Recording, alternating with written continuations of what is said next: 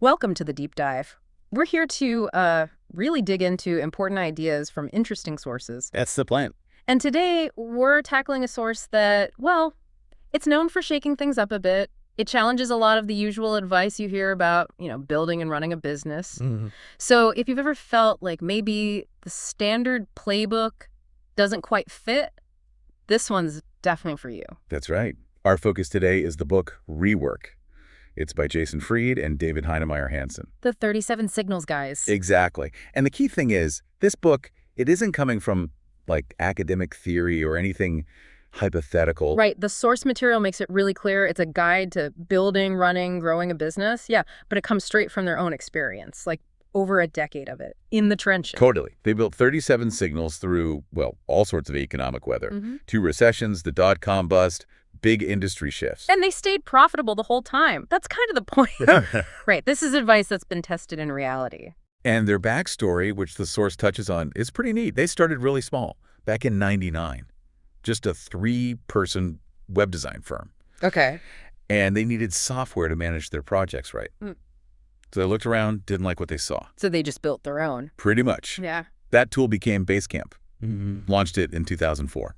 And Basecamp wasn't just for them, obviously. It blew up, became hugely successful, generates millions every year now. Yeah, and they didn't stop there. They made other things like High-Rise, Backpack, Campfire. And Ruby on Rails. Can't forget that. They gave that framework to the open source world, which was, a massive deal for web development. Absolutely. So these guys aren't just, thinkers writing a book. They're builders. Yeah. They made stuff that actually works and that people use. Okay, so who is this book actually for? Does the source say? It does. It mentions it's for a couple of different kinds of people, which I thought was interesting. Oh. Yeah, on one hand, you've got the hardcore entrepreneurs, the type A folks, super driven, feel like they were born to build and conquer. Right, the classic definition. But then it's also aimed at what they call less intense small business owners. Ah, okay, so maybe not the capital E entrepreneur. Exactly. Maybe your business is like central to your life, but you're not necessarily aiming for world domination. You're looking for an edge. Yeah. Yeah. Ways to work smarter, be more effective.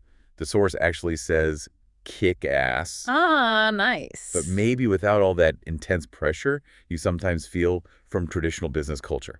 So it's got a pretty broad appeal then, Right. not just for like VC-funded Silicon Valley types. Totally. It seems like it's for anyone trying to make something work, big, small, full-time side hustle. It covers a lot of ground. Okay, let's talk about why we're diving into this, why it's worth your time. The source pulls out some pretty glowing praise. It gives you a real sense of the book's impact. Yeah, definitely. Like Tony Say from Zappos, he called the wisdom edgy yet simple, straightforward, and proven. And he said it gives you courage. Courage. That's a strong word. The courage to actually do things differently, I guess. Exactly.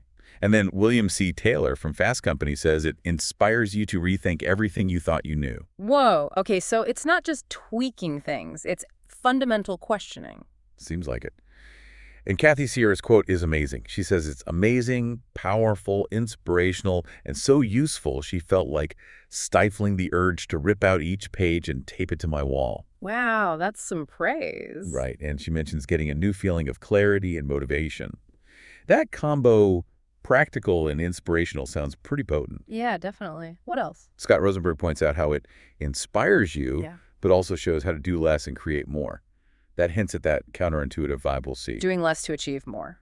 Okay. And Saul Kaplan says, leave your sacred cows in the barn, calls it unconventional wisdom, and makes a point that there's no MBA jargon or consultant speak, just practical advice. That's refreshing. Sometimes business books feel like you need a translator.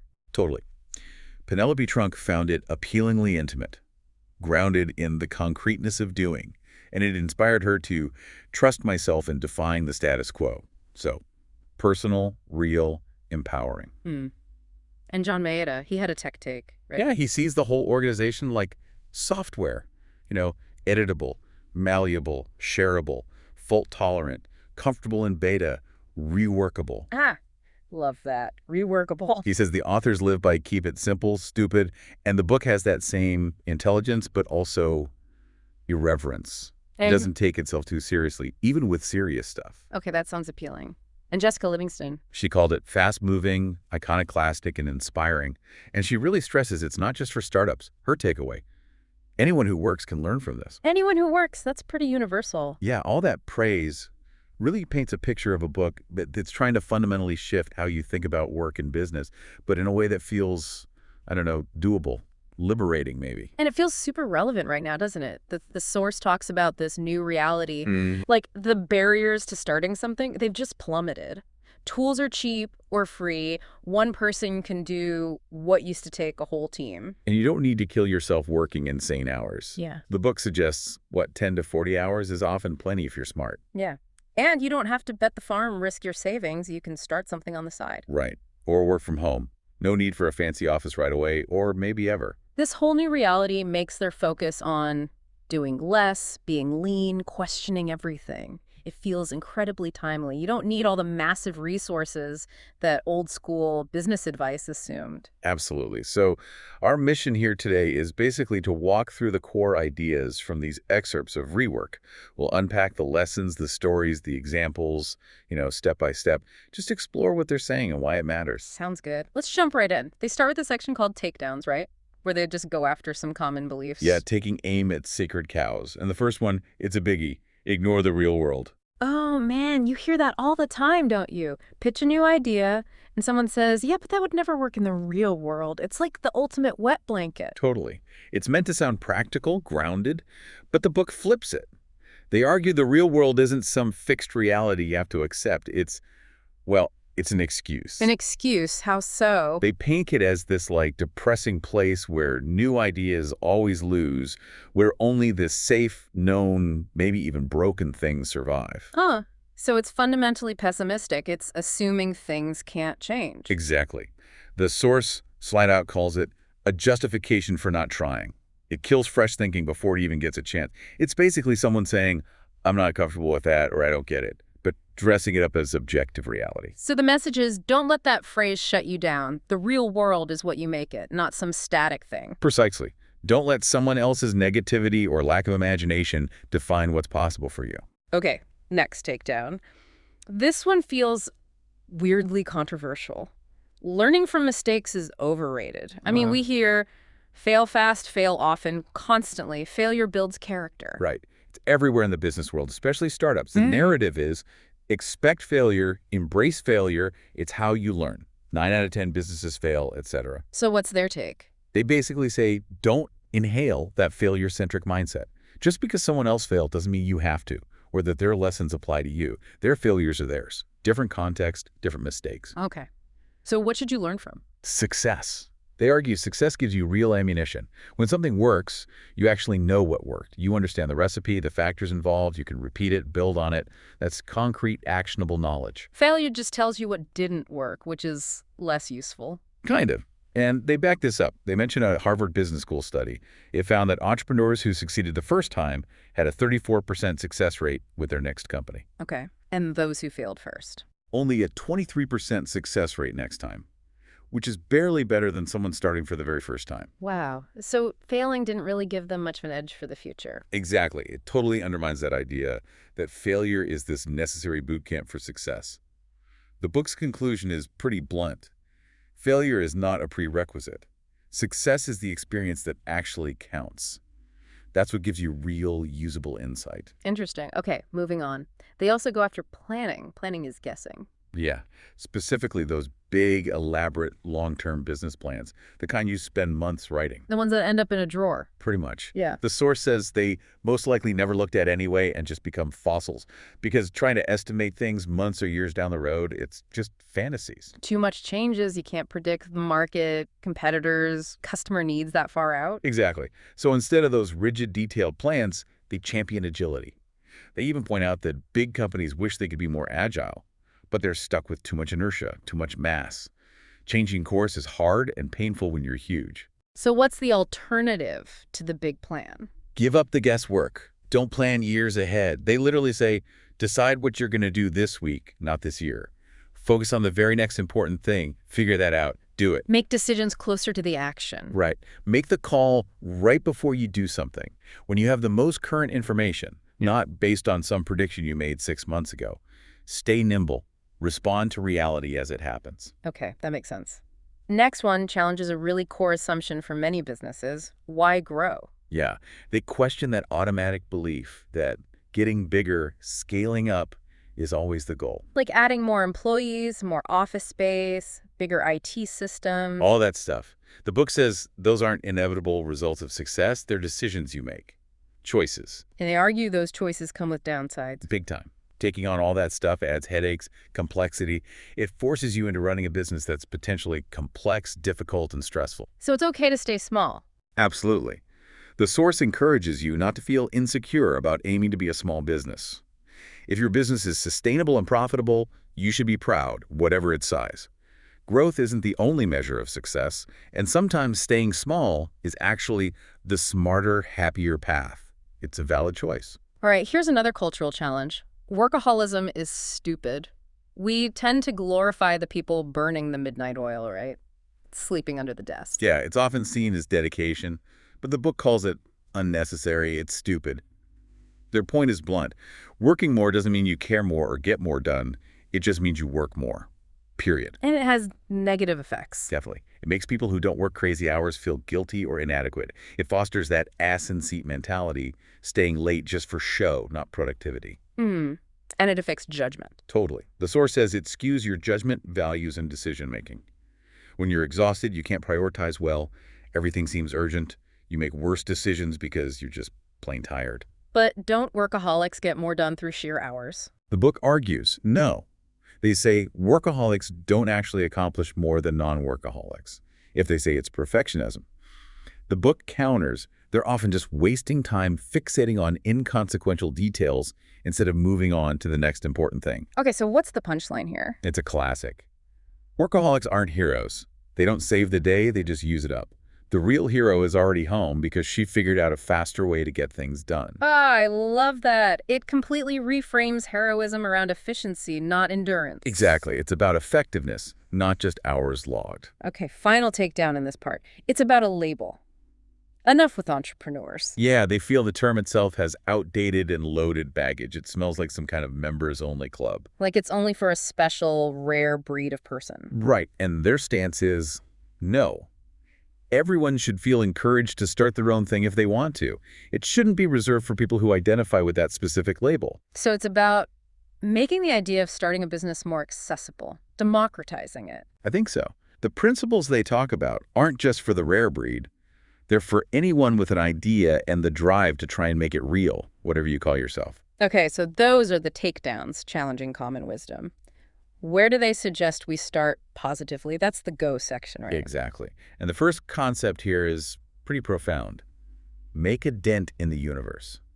Sounds ambitious, like Steve Jobs level stuff. Well, maybe not that level for everyone, but the core idea is that to do truly great work, you need to feel like you're making a difference, that what you're doing matters, that it's part of something important. It doesn't have to be world-changing, but it needs to feel valuable. Anyway, you want your customers to genuinely feel, this makes my life better. You want to feel like if you stopped, people would actually notice, they'd miss it. There's an urgency to it, too, in the description. Yeah, you don't have forever. This is your life's work. Don't wait around. And crucially, you don't need a massive team to make a big impact. They give examples, right? Yeah, really good ones. Craigslist, run by just a few dozen people, but it completely demolished the traditional classified ad business for newspapers. Millions in revenue, hugely popular site. Tiny team, massive dent. And the Drudge Report. Even simpler. One simple page on the web, run by one guy. But it had a huge impact on the news industry. Reporters across TV, radio, newspapers check it constantly. One person, simple tech, huge influence. So the takeaway is aim for significance. Do something that matters. You don't need to be huge to shake things up. Precisely. Those little guys destroyed old models. You can too. Okay, from the aspirational to the practical. How do you find an idea? Their advice is scratch your own itch. This is presented as the easiest, most direct way to create something great. Build something you want to use. Solve your own problem. Because you know the problem inside out. Exactly. You're designing for yourself, so you know the pain points intimately. You can immediately tell if what you're building is actually good, if it solves the problem, because you have the problem. You're not just guessing what someone else might need. Right. You're not stabbing in the dark. The source says you know exactly what the right answer is because you live with the issue. Makes sense. What examples do they give? Well, 37 Signals themselves. They built high-rise because they needed a better way to track contacts for their design clients. No focus groups, no market studies, just solving their own need. Okay, who else? James Dyson. His vacuum loss suction, it bugged him, so he spent years inventing the bagless cyclonic vacuum. Personal frustration drove major innovation. Right, I remember that story. Vic Firth, the timpanist, wasn't happy with drumsticks, made his own. Then started meticulously matching them into perfect pairs, something no one else did. Now he dominates the market. Wow. Bill Bowerman at Nike needed better running shoes, poured rubber in a waffle iron, created the waffle sole, solves his own coaching problem. The waffle iron, classic. And Mary Kay Wagner. She used the skincare products herself, knew they worked, then bought the formulas to start her company. So solving your own problem often reveals a bigger market of people with the same need. That's the idea. It exposed a huge market of people who needed exactly what they needed. Plus, you get direct quality control, and maybe most importantly, you fall in love with what you're making, which is vital for sticking with it long term. Okay, then a sharp, quick point. Start making something. Yeah, this one's short and sweet, but crucial. Ideas are easy. Ideas are everywhere. Execution is what matters. They're pretty dismissive of the "I had the idea for eBay" types. Totally. They call that logic pathetic and delusional. Having the idea is almost negligible. The real question, the real value is how well you execute on that idea. So stop talking, start doing. Basically, yes. Move from thinking and planning to actual action. But what if you feel like you don't have time? That's a huge barrier for people. Their take. No time is no excuse. Yeah, they really push back on this common excuse. Come on. There's always enough time if you spend it right. You don't have to quit your job immediately. No. Start at night. On the weekends. Yeah. Squeeze out a few extra hours a week instead of watching TV or whatever. They argue that's enough to get something going. And doing it on the side is a good test. Yeah, it tests whether your excitement and interest is real. If you're truly passionate, you'll find those few hours.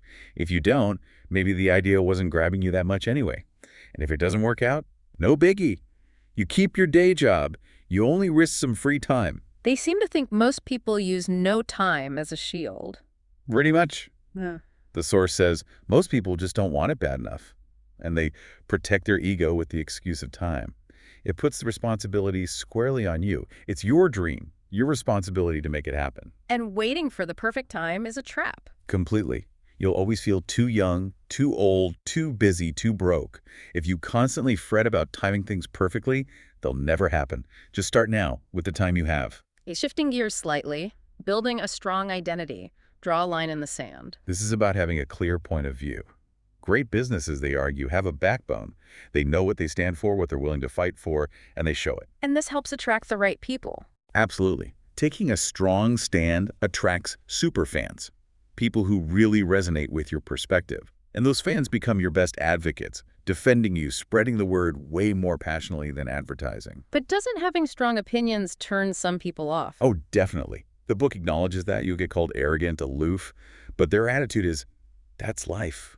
If you're not upsetting anyone, you're probably not pushing hard enough, and you're probably boring too. Yeah.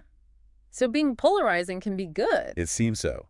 37 Signals uses themselves as an example. They are proud of their software's simplicity, what it doesn't do.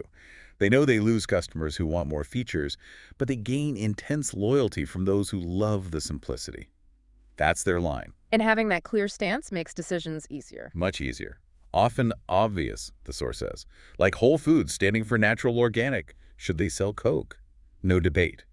Their stance dictates the answer. Sure, they get called whole paycheck, but their audience knows exactly what they stand for, and they're successful. They mention a sub shop too. Yeah, Vinny's Sub Shop. Closes when the fresh bread runs out, often early afternoon. They could buy more bread, but it wouldn't be as good. Their line is quality over maximizing hours.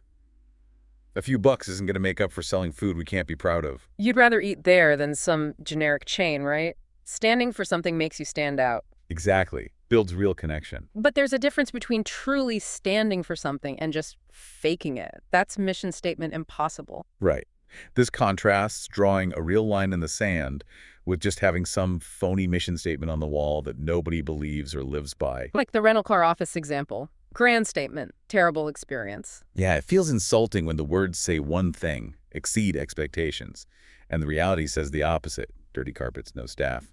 Or being on hold hearing, your call is important to us. Or the robot voice saying it cares. Exactly. It's a robot. I know the difference. The point is, Standing for something is about belief and action, not just words on a plaque. It has to be authentic, lived daily. Okay, this next one is probably one of the most controversial in the book. Outside money is Plan Z. Yeah, this goes against the grain for a lot of startups, where getting funding seems like step one. Rework says it should be the absolute last resort. Why? Don't businesses need capital? Well, they argue many don't, especially service businesses today. Maybe a factory or restaurant needs big upfront cash for physical stuff, but many others can start lean. Their advice is stark. Take on as little outside cash as you can, because there's a noose attached. A noose. What does that mean? You give up control. Yeah. You have investors to answer to, and their main goal is getting their money back, usually fast, like 3 to 5 years. So cashing out starts to matter more than building a quality business. Long-term vision gets sacrificed for short-term returns. And spending their money is addictive. Can be. You run out, you need more, they take a bigger piece of the company. It's a bad deal, especially early on when you have no leverage. And customers might suffer. Yeah, you might end up building what investors want, not what customers need. Plus, the whole fundraising process itself is incredibly distracting. Pitch meetings, lawyers, contracts. It pulls you away from actually building something great. People regret taking investment sometimes. Often. The book mentions investment hangover stories, where founders realize someone else is calling the shots now. So they tell you to question if you really need all the things you think you need funding for, like fancy ads or offices. Exactly. Do you need it now? 37 Signals launched Basecamp super lean. Shared office, one server, online promotion, founders did support. Everything worked out just fine. Their message: great companies start in garages all time. Yours can too. Bootstrapping is the ideal. Which leads right into start a business, not a startup. What's the distinction they're making? They criticize the term startup as this kind of magical place, a fairy tale, where normal business rules don't apply. Like, expenses are someone else's problem, profit isn't urgent, just burn cash until you figure it out. Right. That's the startup myth they attack. The truth, they say, is every business, new or old, faces the same reality. Revenue in, expenses out. Turn a profit or wind up gone. Startups just try to postpone that reckoning. That figure out profit later attitude is flawed. They call it ridiculous, like building a rocket but ignoring gravity. A business without a path to profit isn't a business, it's a hobby. So face reality from day one. Deal with bills, payroll, worry about profit. Don't use startup as an excuse. Exactly. Build an actual business, not a fantasy. Okay, and what about the end game? Building to flip is building to flop. This targets the mindset of starting a company with the primary goal of selling it quickly, the exit strategy. People asked that question early, right? What's your exit strategy? Yeah, and the book finds that absurd. What's the hurry? Their analogy is great. Would you go into a relationship planning the breakup, get a prenup on the first date, have a divorce lawyer at the wedding? That would be ridiculous, right? Huh, good point. So you need commitment, not an exit plan. Exactly. A commitment strategy. Focus on building something great, something sustainable, something you actually care about. Besides, the odds of getting acquired are tiny anyway. And focusing on flipping makes you prioritize the wrong things. Yeah, you worry about impressing potential buyers instead of delighting actual customers. And even if you do sell, then what? Is money enough? The book questions that. Will you be happier than running a business you love? They mention founders who sell, get bored, and try to get back in, often less successfully, missing what they gave away. So don't be that guy. If you build something good, keep it. Focus on commitment. Right. If an acquisition happens later, great. But don't make it the goal from day one. Last one in the go section, less mass. Stay lean and agile. Yeah. Embrace being small and fast now, because accumulating mass makes changing direction much harder later, like physics. What adds mass? Things like long-term contracts, too many staff, irreversible decisions, endless meetings, bureaucratic processes, lots of inventory, physical or mental, getting locked into specific tech, long-term roadmaps, office politics. Avoid these. Because low mass means you can change easily. Exactly. Change your business model, your product, your marketing. Make mistakes, fix them quickly. Change priorities, change focus, change your mind. Big organizations get stuck. They talk and meet instead of doing. Agility is the superpower of being small. Keep that mass low. Preserve that superpower. Don't weigh yourself down unnecessarily. Okay, we've tackled assumptions. We've talked about getting started. Now let's dig into the progress section. How do you actually move forward effectively? And it kicks off with a really interesting mindset shift about obstacles. Embrace constraints. So not having enough time or money isn't a bad thing. Not necessarily. The book argues it's often an advantage. Less is a good thing. Constraints force you to be creative, resourceful. They leave no room for waste. Like the prisoners making weapons from soap. Exactly. That analogy highlights how limitations can breed incredible ingenuity. You have to make do with what's available. Any business examples? Yeah, Southwest Airlines flying only Boeing 737s. That constraint simplifies everything: training, maintenance, scheduling, lower costs, easier business. They made it easy on themselves. And 37 signals with Basecamp. Their constraints, small team, different time zones, no funding, forced them to keep it simple. And that simplicity became a key selling point. And they still impose constraints even now. Yeah, like only having 1 or 2 people on a new product, keeping features minimal. It's a deliberate strategy to prevent bloat and complexity, even when they could throw more resources at it. So the challenge is, see what you can do with what you have before complaining. Right. Constraints can actually be freeing and lead to better, more focused solutions. Building on that focus. Build half a product, not a half-assed product. This is about resisting the urge to do too much at once. If you try to cram in every great idea from the start, you'll stretch your limited resources too thin, and the result will be crappy. Half-assed. Exactly. You just can't do everything you want to do and do it well. It's hard enough to do one thing right. Trying to do 10 well simultaneously? Impossible. So you have to cut things, even good things. Yep. Getting to great starts by chopping out stuff that's merely good. You have to ruthlessly focus on the absolute essential core. Get that right first. You can add the merely good later. Okay, and where do you focus that core effort? Start at the epicenter. This is about identifying the absolute heart of what you're offering, the stuff you have to do. How do you find it? Ask, if I took this away, would what I'm selling still exist? Like the hot dog stand example. Perfect example. Take away the toppings, still a hot dog stand. Take away the hot dogs. Uh-oh, no stand. The hot dog is the epicenter. So find your hot dog and make it amazing. Everything else depends on that core being solid. Exactly. Pour your energy there first. And while you're focusing on the core, don't get lost in the weeds too early. Ignore the details early on. Right. Avoid getting bogged down in minutiae at the start. They use the Sharpie versus fine pen analogy. Yeah.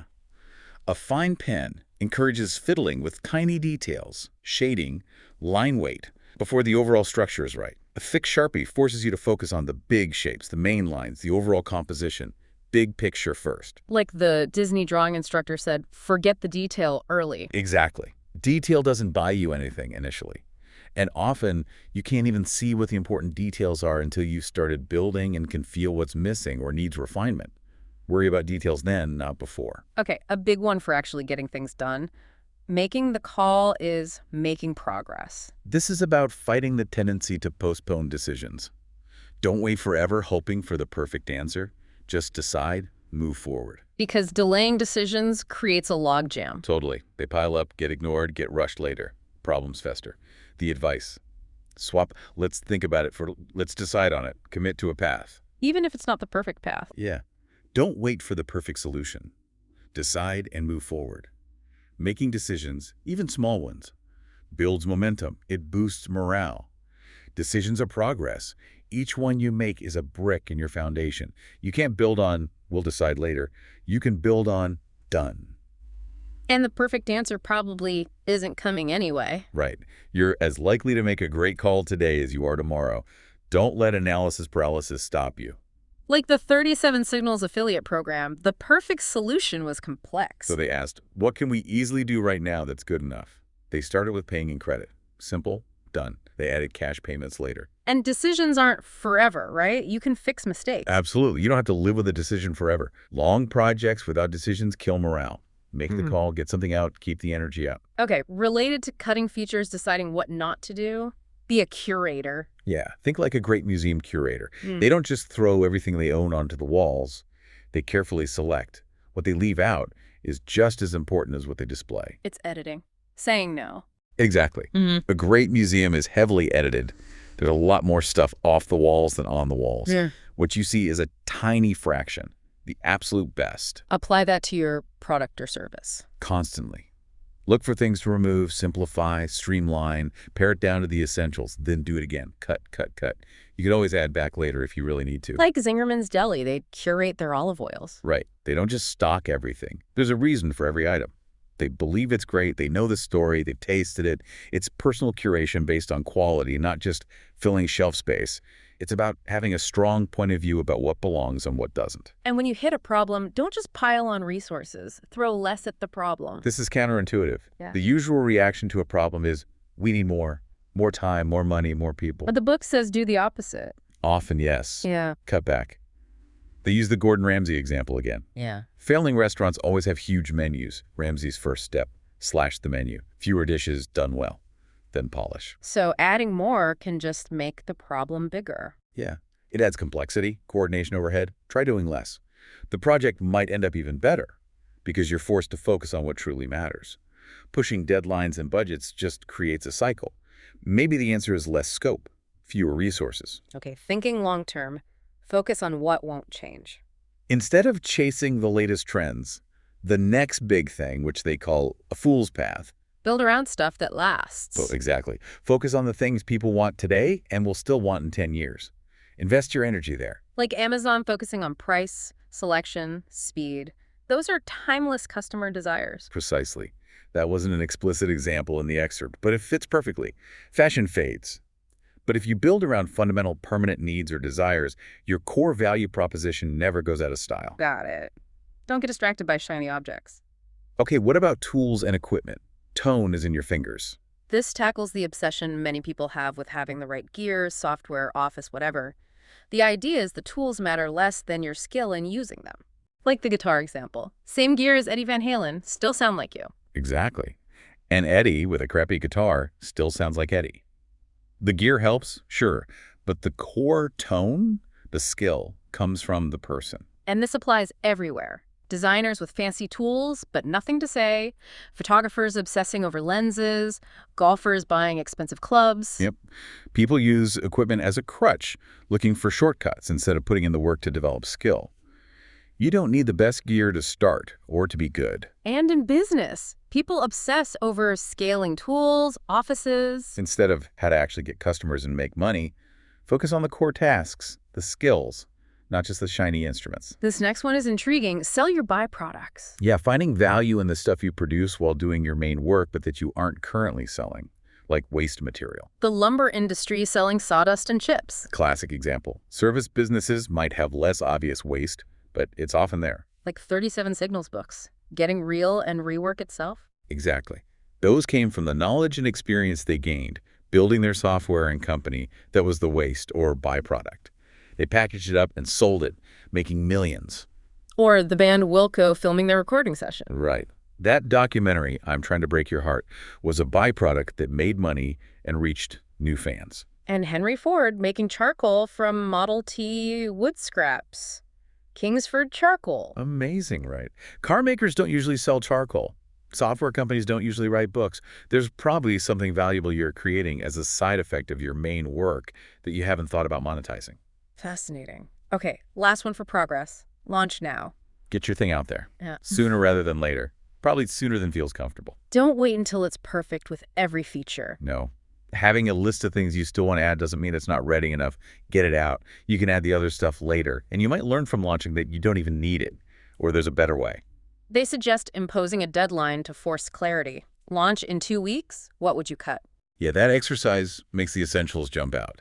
You realize a lot of stuff isn't truly necessary for day one. Postpone the luxuries. Build the necessities now. Like Basecamp launching without billing. They knew they had 30 days to figure it out. Right. Focused on the critical launch features first. Or the camper walk-in-progress store. Or crate and barrel using crates as displays. It's not about launching junk, but getting something functional out and iterating. Exactly. Stop imagining. Find out for real. Launch. Learn. Iterate. All right, let's move into productivity itself. How to actually get stuff done efficiently. First up, illusions of agreement.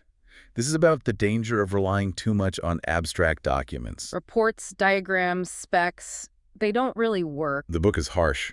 Calls them dead documents, time wasters. Specs never resemble the finished product. They take ages to make, seconds to forget. Why? Because everyone interprets them differently. That's the core problem. 100 people can read the same words, but in their heads, they're imagining 100 different things. You think you're aligned, but you're not. So the alternative is Get real fast. Draw it. Don't just describe it. Hum the sound, don't explain it. Remove layers of abstraction. Get to something tangible everyone can see and react to. Like seeing actors versus reading character descriptions, true understanding comes from the concrete. Right. The Alaska Airlines example is great here. They built mock-ups with cardboard boxes, then a real prototype area. That getting real process led to huge improvements because they weren't working from abstract plans. They were working with reality. Okay, what about when things aren't working? Reasons to quit. This revisits the idea of abandoning things, but from a productivity angle. Sometimes, stopping work on something is the most productive move. You need to ask tough questions, like, will this actually change behavior? Is there an easier way? Exactly. And crucially, what's the opportunity cost? What else could you be doing with this time and energy if you stopped working on this failing thing? Especially for small teams, prioritization is everything. Don't throw good time after bad work. Precisely. Even if you've invested effort, if it's clearly not working or not worth it, cutting your losses and moving on is often the smartest, most productive decision. Don't be timid about quitting something that deserves to be quit. Now, a huge productivity killer. Interruption is the enemy of productivity. Yeah, this is key. Why do people work late? Often not because of too much work, but because they get constantly interrupted during the workday. You get your best work done when no one else is around. Early morning, late night. That's the common experience they point to. Taps on the shoulder, chats, IMs, emails, calls.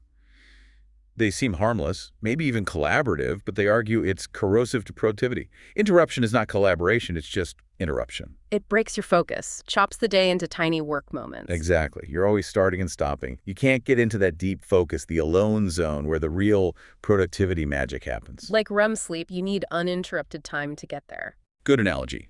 Interruptions reset you. So they suggest actively protecting that time. Maybe block off half the day, no talking, no IM, no meetings, just shut up and get to work. And favor passive communication. Email over dropping by. Right. Let people respond when it suits them, not on your schedule. Your day is under siege. Yeah. Fight back. Protect your focus. And the absolute worst interruption, meetings are toxic. Oh yeah, they really unload on meetings. Often abstract talk, terrible information density, abysmal info minute. They drift off topic, require prep people don't do, vague agendas. Someone inevitably wastes time. And they reproduce. One meeting leads to another. Exactly. Plus they're scheduled in rigid blocks, 30, 60 minutes, regardless of need. Don't stretch 7 minutes of discussion into 30. And the cost is huge when you factor in everyone's time. Staggering. 10 people for an hour isn't 10 hours lost. It's maybe 15 with switching costs. Meetings can easily become liabilities, not assets. What about the lost productivity? But if you have to meet, they have rules. Yeah. Timer. Fewest people possible. Clear agenda. Specific problem. Meet at the site of the problem. Point to real things. End with a solution and assigned responsibility. Make them count if you must have them. Okay, finding simpler solutions. Good enough is fine. Don't overcomplicate things just for the sake of it. Some people like complex solutions, flexing their brains. But simple is often better, the judo solution. Right. Maximum efficiency, minimum effort. Look for the simple path. Problems are negotiable. Like needing a bird's eye view, climb Everest hard, or take an elevator, easy. Mundane often works. Like those low-budget political ads. Good enough gets the job done. Exactly. Timeliness matters more than polish. If good enough works, do it. You can usually iterate to great later. Don't waste resources or time chasing perfection up front if good enough solves the immediate need. Building momentum is key. Quick wins. Momentum is everything for motivation. You get it by finishing things, even small things. Endless projects with no visible progress are buzzkills. Small victories keep you going. Totally. Even a tiny improvement can give you a good jolt. And the longer something takes, the less likely you are to finish it. The excitement comes from seeing results, getting feedback. Yeah. Planning forever is boring.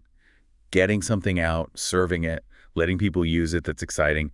Don't wait so long you smother your sparks. So even on long projects, aim for small, frequent releases or victories. Dedicate time for them. Ask, what can we do in 2 weeks? Do it, release it, get it in customer hands quickly, keep the energy high. Knowing when to stop pushing. Don't be a hero. This is similar to reasons to quit, but focused on the mindset. Task takes longer than expected. Don't just blindly power through because you've already sunk time. That hero mode can be counterproductive. Can be. Is the task really worth 16 hours if you estimated 2? What else could you do? Hero mode also cuts off feedback. Might lead you further down the wrong path. 37 signals have a rule about this. 2 weeks max alone. Yeah, then get fresh eyes. Sometimes the obvious solution is just stop. Quitting isn't always failure. Sometimes it's the smartest move. Don't waste more time on something not worth it. A fundamental productivity requirement. Go to sleep. Sounds basic, but crucial. Sacrificing sleep is a terrible trade-off. You pay in spades later. Destroys creativity, morale, attitude. All of it. Occasional all-nighters happen, but as a habit, bad news. You get stubborn, stick to bad ideas, creativity vanishes, morale drops, you do easier, less important tasks. You get irritable. Foolish behavior is often due to sleep deprivation. That's the quote. Don't be impressed by people bragging about no sleep. It backfires. Prioritize rest. Okay, accepting reality about timelines. Your estimates suck. We're just bad at it, especially long-term estimates. We see the best-case scenario. Reality is messy. Weeks, months, years out are just fantasies. Pretty much. Too many unknowns. Even simple tasks, grocery trip, cleaning attic, we're often off by a factor of 2 or more. And big projects. Forget about it. Big dig, Denver airport, Yeah, way off. exactly. Long-term estimates are fundamentally unreliable. Accept that. So how do you manage tasks if estimates are bad?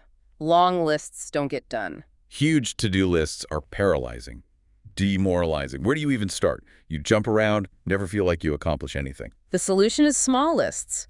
Prioritize ruthlessly. Yeah. What's the most important thing right now? Do that. Make it visual. Top item is #1. Finish it, then the next one becomes #1. Only one next most important thing at a time. Keep it focused, manageable. And finally, for productivity, make tiny decisions. This echoes decisions are progress, but emphasizes size.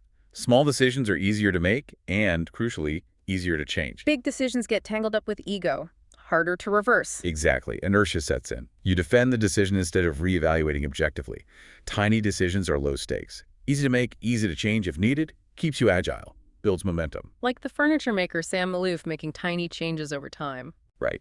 Attainable goals, reached via tiny decisions, are motivating. You actually finish things. We nailed it. Done. Much better than chasing some huge fantasy goal you never reach. Okay, let's pivot to how the book views competitors. First piece of advice is pretty direct. Don't copy.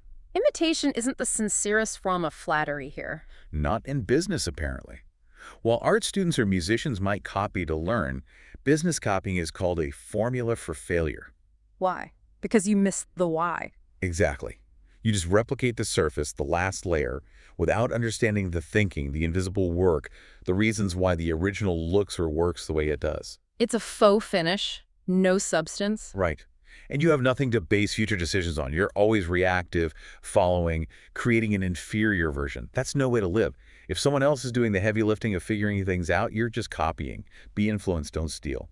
So how do you protect yourself from being copied? Decommoditize your product. Make you part of the product. Inject your unique thinking, your philosophy, your approach into what you sell, so it's something only you can offer. Like Zappos. Selling shoes, but differentiating with insane customer service. Perfect example. The shoes are commodities. The experience, driven by Tony Tsai's obsession, is unique. Competitors can't easily copy that culture and devotion. Or Polyface Farms selling a whole philosophy of farming, not just chicken. Right. Joel Salatin sells beliefs, grass-fed, no antibiotics, transparency. Customers drive miles because they buy into the way he does things, something industrial farms can't replicate. So pour yourself into everything around the product. Sales, support, delivery. Yeah, make it uniquely you. Competitors can't copy the you in your product. Okay, a more aggressive stance. Pick a fight. If you genuinely believe a competitor or an industry standard is flawed, say so. It helps you stand out and attract people who agree with you. Being the anti-something. It's a great way to differentiate. Dunkin' Donuts versus Starbucks for Italian. Okay. Audi versus Old Luxury. 7UP and Cola. Under Armour versus Nike. You can even take on a whole industry. Dyson versus hand dryers. I can't believe it's not butter. Exactly. Having an enemy gives you a story. People get stoked by conflict. It ignites passion, gets people to take sides, gets you noticed.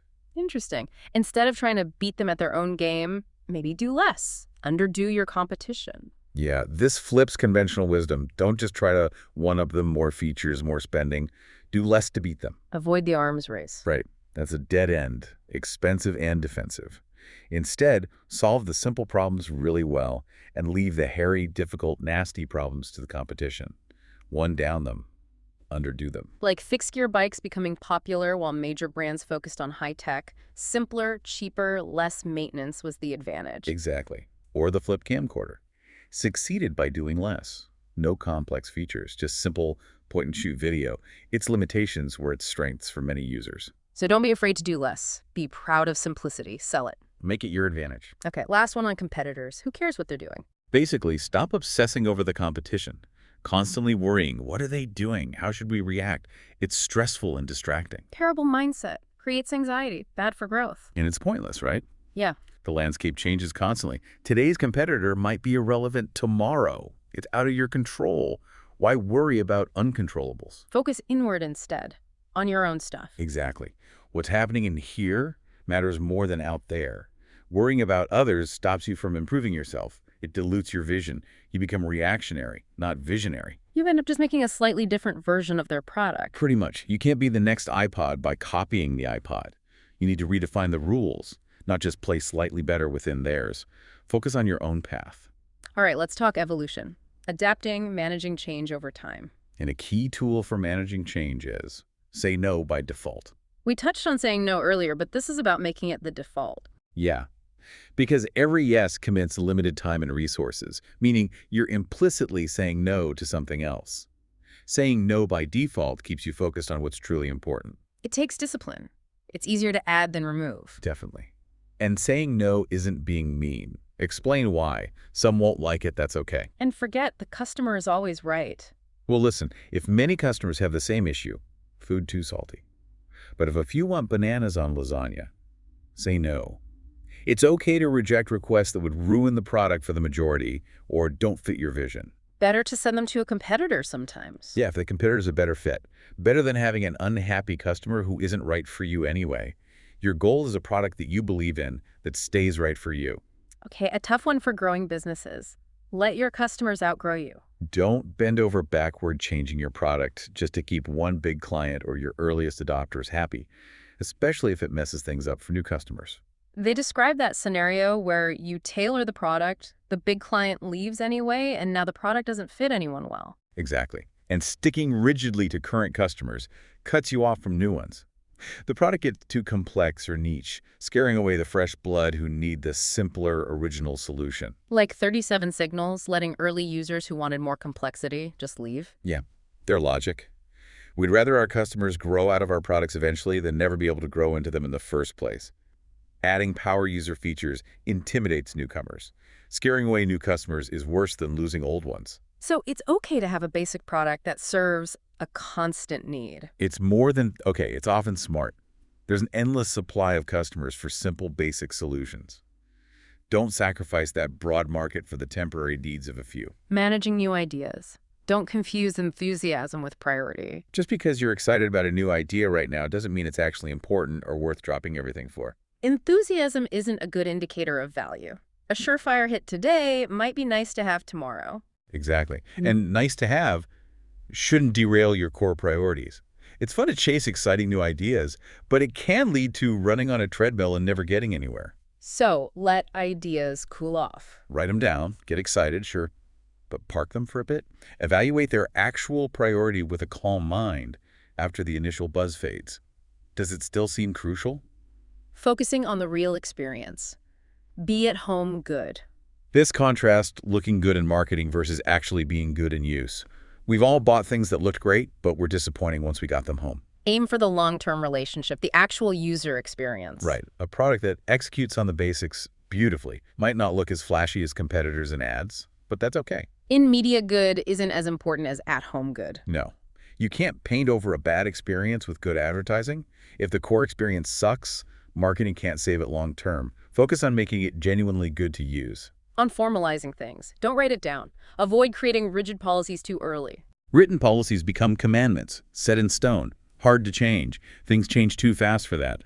Keep processes loose, let them evolve. Rely on trust and common sense. Less paper, easier change. Like 37 Signals vacation policy. Take what you need, no rules. Yeah, works because they trust people. Written rules kill flexibility. Policies are often organizational scar tissue over reactions to one person's mistake, punishing everyone. Bureaucracy creeps in one policy at a time. Don't scar on the first cut. Only make rules for things that are recurring problems. Exactly. Keep things fluid as long as possible. Okay, let's shift to promotion, getting the word out. And counterintuitively, they start with welcome obscurity. Being unknown is good. At the start, yes. Yeah. Being obscure is a great position to be in. Be happy in the shadows. Why? Gives you space to screw up. Exactly. Make mistakes without the world watching. Tweak, experiment, test random stuff. No big public failure. It protects your ego, preserves confidence. Like test markets or Broadway trial runs. Get the kinks out before the big spotlight. Right. You don't want 10,000 people watching your first attempt. Obscurity is your shield. Yeah. Getting bigger means more pressure, fewer risks, becoming more conservative. You'll miss the freedom of obscurity later. Use it while you have it. A more proactive strategy. Build an audience. This is huge. Having people who willingly give you their attention is way better than buying ads. Customers, fans, audiences. Audiences are the goal. That's the ideal. Businesses spend fortunes trying to buy attention. Ads, mail, expensive, unreliable. But an audience gives you attention. For free. Because they're interested. Huge advantage. How speak, write, blog, tweet, make videos, share valuable stuff, slowly build loyalty. Then, when you need to get the word out, the right people are already listening. Like 37 Signals blogging since '99. Built a huge audience over time. Exactly. Imagine the cost of reaching hundreds of thousands the old way.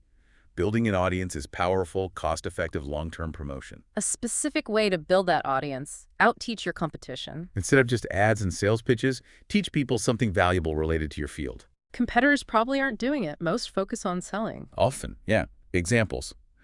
Hoefler Type Foundry teaching typography. Etsy running workshops for sellers. Gary Vaynerchuk teaching wine. It positions you as an expert, builds trust, provides real value. Okay, and share your knowledge openly. Emulate chefs. Famous chefs share recipes, techniques.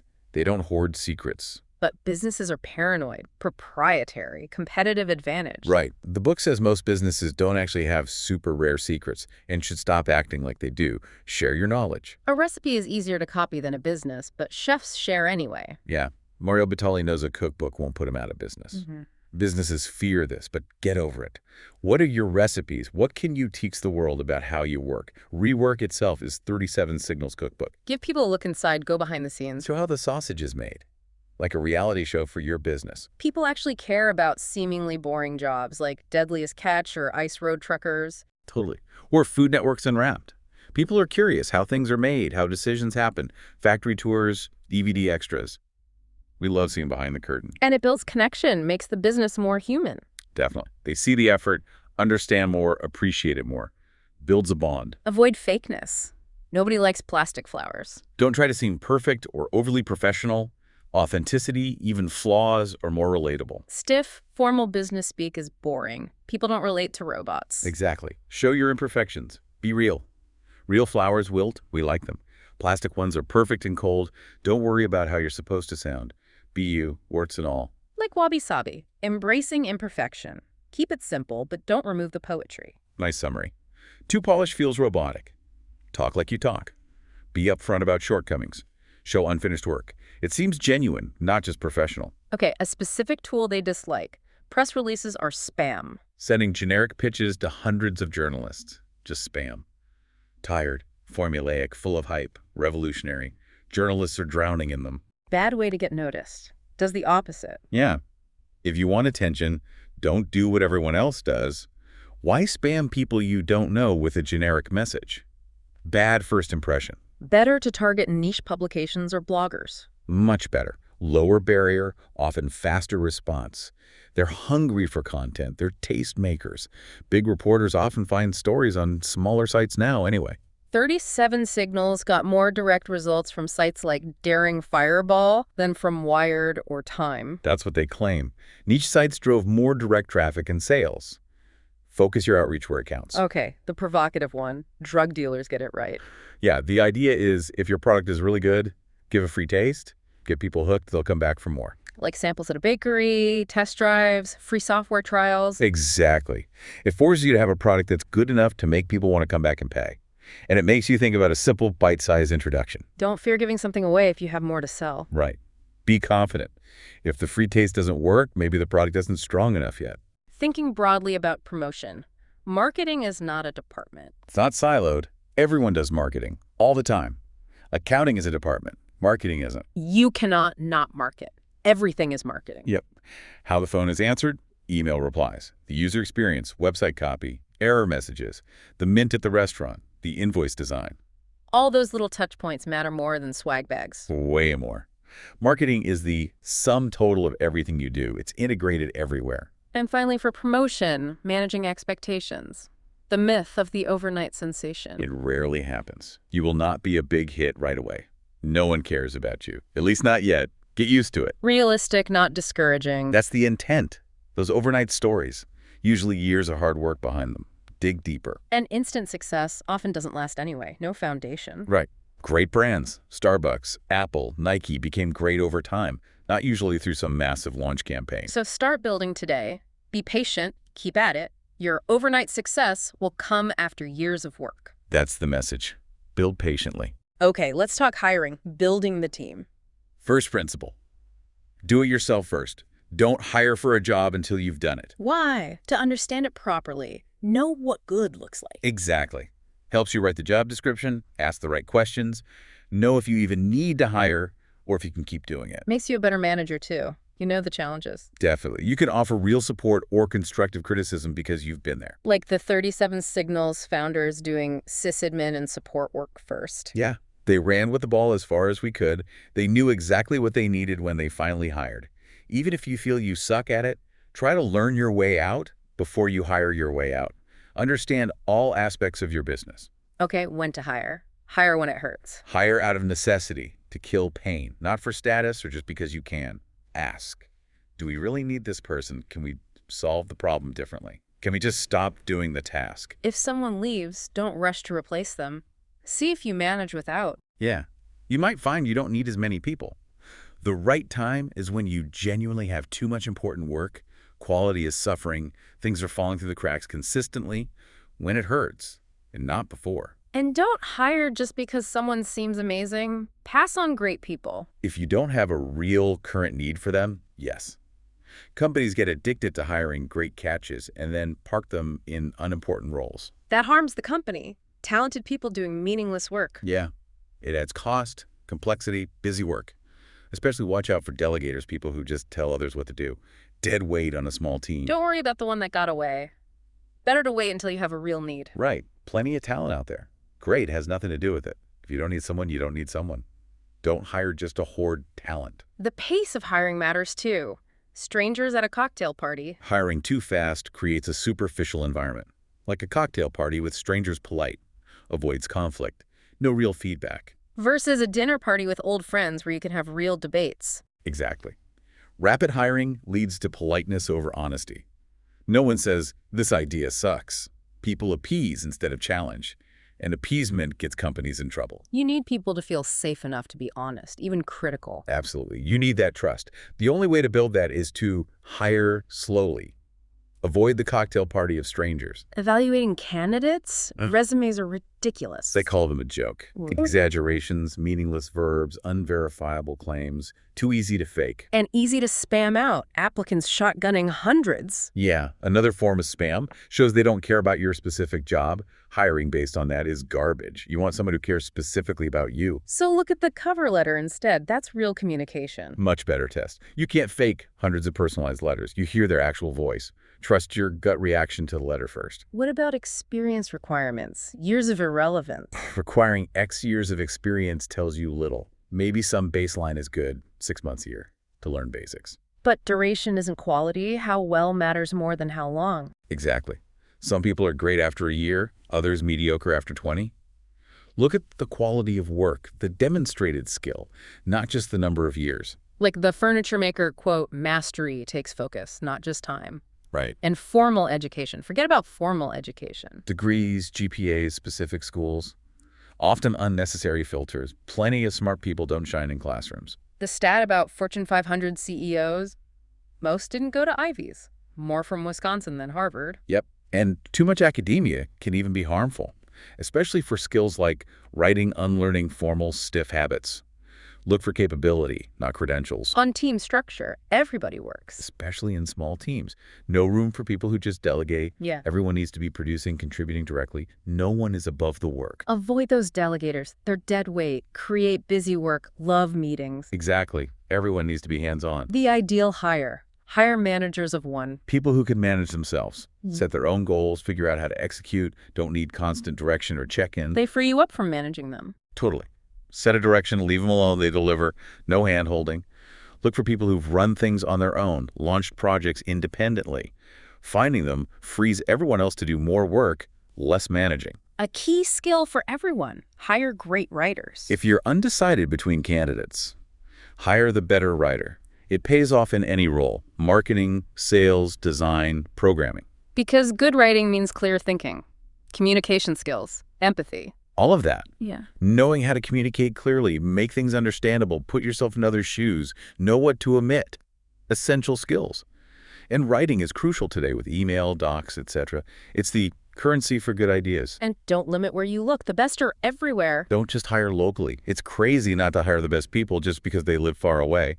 Technology enables remote work. 37 Signals is mostly remote. Hiring from Spain, Canada, Idaho. If they limited to Chicago, they'd miss half their team. Right. You just need a few hours of overlap for real-time collaboration. 4 hours is enough. Doesn't have to be 9 to 5 overlap. And the best way to evaluate candidates, remote or not, see them work.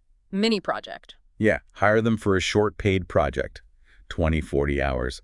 See their decisions, communication, how you collaborate, judge actions, words. You could even make up a project. The truth comes out in the work. Okay, shifting to damage control. Handling things when they go wrong. First rule, own your bad news. Get ahead of it. Tell the story yourself. Because someone else will anyway. Avoid rumors and misinformation. Exactly. Tell customers, even if they didn't notice.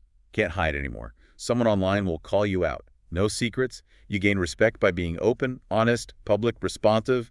Don't hide. Like Exxon Valdez bad versus Ashland Oil good. Taking charge versus seeming to hide. Perfect contrast. Tips. Message from the top. Spread it wide. Megaphone. Yeah.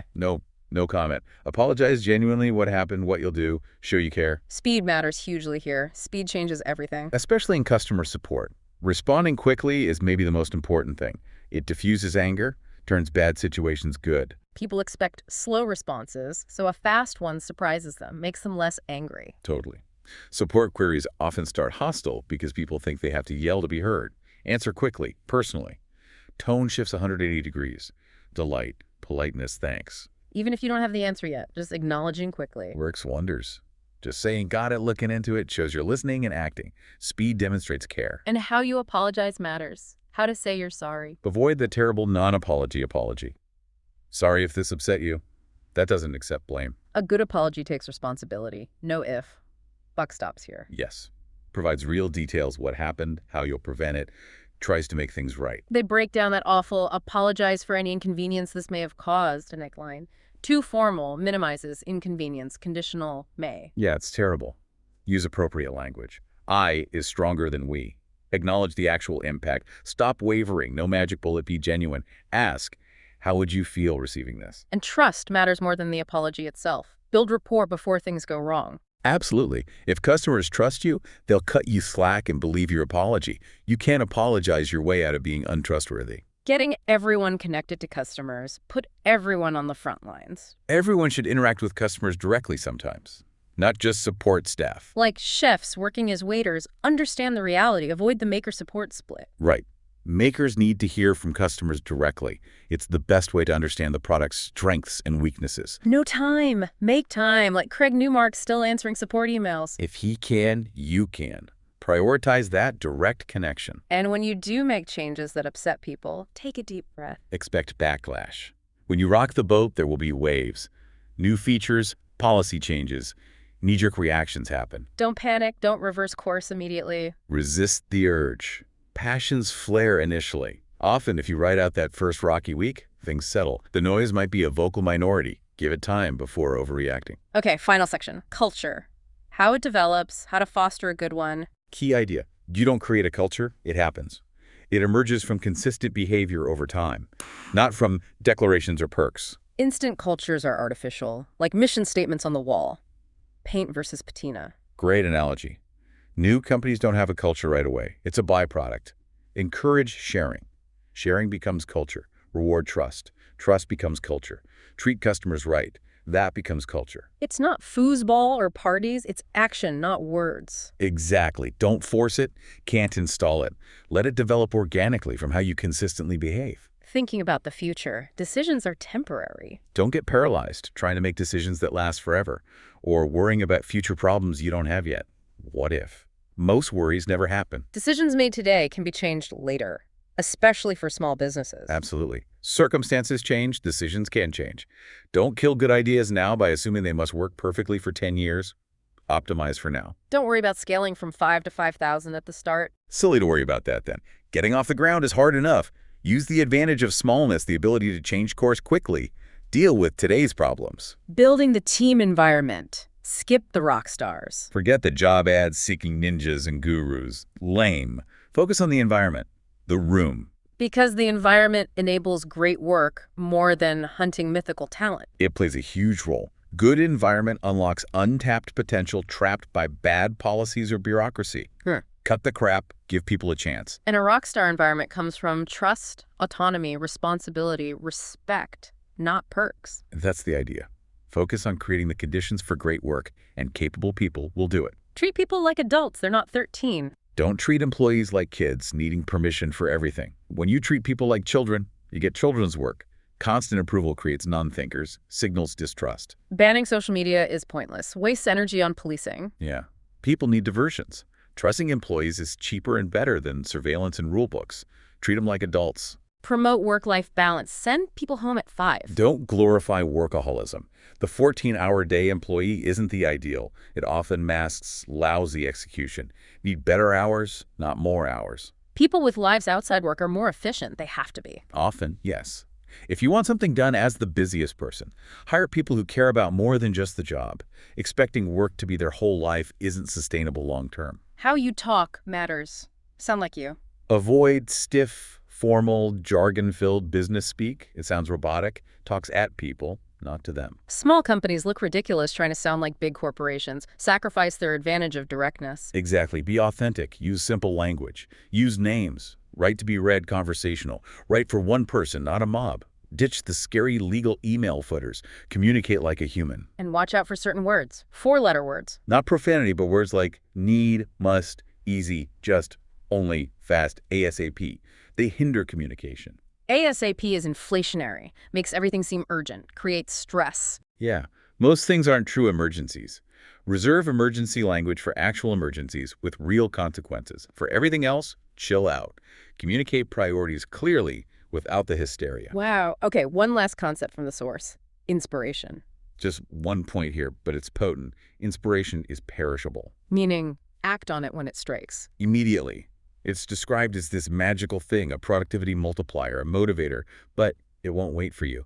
Inspiration is a now thing. If it grabs you, grab it right back and put it to work. Don't let that moment pass. Okay, we have covered a ton of ground. So many counterintuitive ideas packed in there. Definitely. These excerpts from Rework offer such a different lens, really grounded in their hands-on experience at 37 Signals.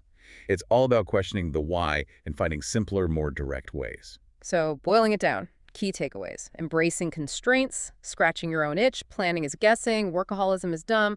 Just start making something. Yeah, and doing less than competitors, teaching your audience, hiring slowly, trusting people, owning bad news, apologizing properly.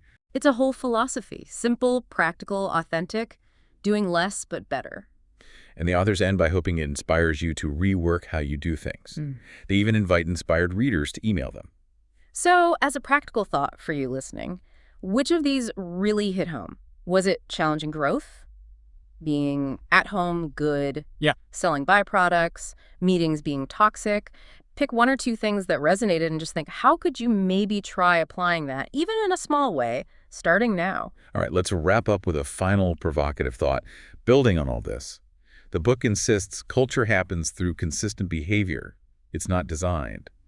So thinking about that, what does your own daily routine, your habits, your interactions, what do they say about the culture you are helping to build, intentionally or not? That's a great question to chew on. Thank you for joining us for this deep dive into the ideas from Rework. We hope it sparked some new thinking and maybe gave you a different way to look at your own work challenges. Yeah, feel free to revisit these ideas or maybe grab the book itself. Until next time.